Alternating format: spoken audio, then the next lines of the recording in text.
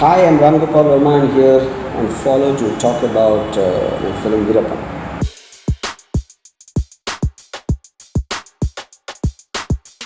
See, I first heard about Veerappan in the late 90s when I was shooting something in the forests of Tamil Nadu.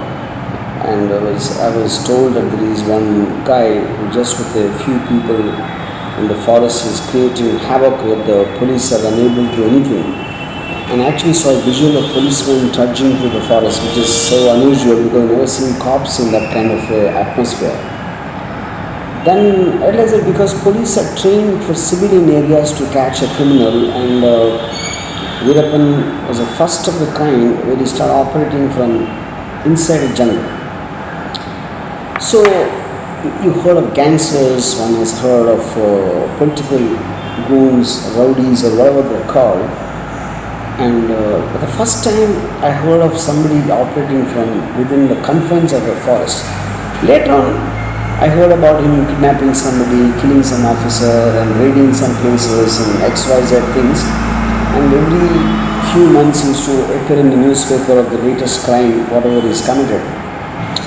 And he seemed to be only growing bigger and bigger, and the chances of catching him almost looks like all kinds of conspiracy theories in the air. Who's backing him and why are they not able to catch him and all that. Sometimes in early 2004 I had an idea of making a film on three people wanting to catch Veerappan for the reward money, because Veerappan I think is the first ever guy that the government actually put a reward to catch him. Then as we were planning to do that, he died. He was killed basically by the police. So I thought, what's the point of making a film on catching Veerappan? He's already dead. Then 2 years back, sometime in 2014, I met a few people who actually were involved in the killing of Veerappan. So the details, what they told, is actually what inspired me to make this film. I thought it's pretty interesting. Someone's story, someone as dynamic and as unusual and unique as Veerappan, you can choose to tell it in any which way. But to tell it through the people who actually killed him, through the point perspective of the people who actually killed him, I thought was the most interesting part. So that's how this film got made.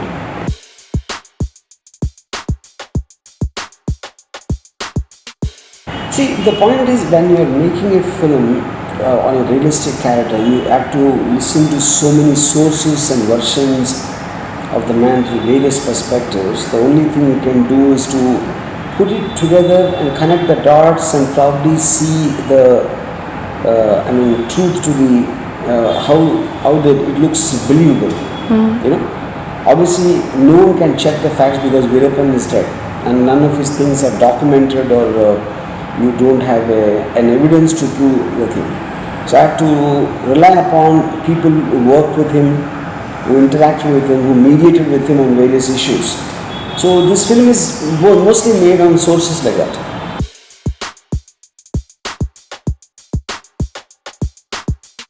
No, see, the point is the film is about Veerappan, and Veerappan is the main guy in the thing of anybody who want to be interested in seeing this film. It will only for Veerappan, not for anything else. It is not a typical commercial film.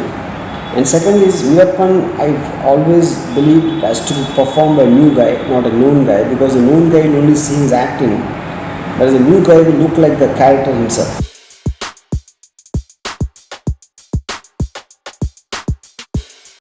I just through casting directors I managed to get some pictures, and later we did some look tests because he's an excellent actor, and Vikram Gaikwad, the makeup man, managed to get that look.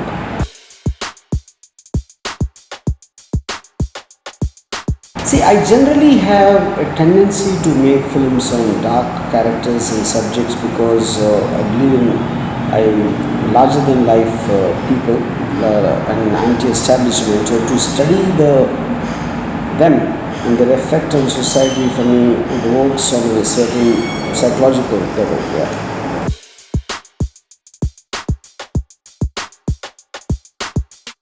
I don't think so.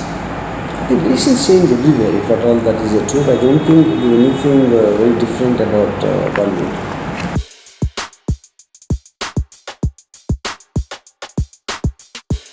No, I just like to live by myself alone, not because I like it, but because I work all the time and I don't have time for social interactions.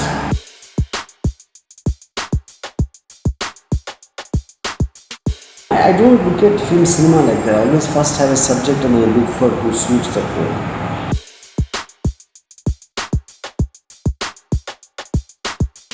I never feel bad with anything.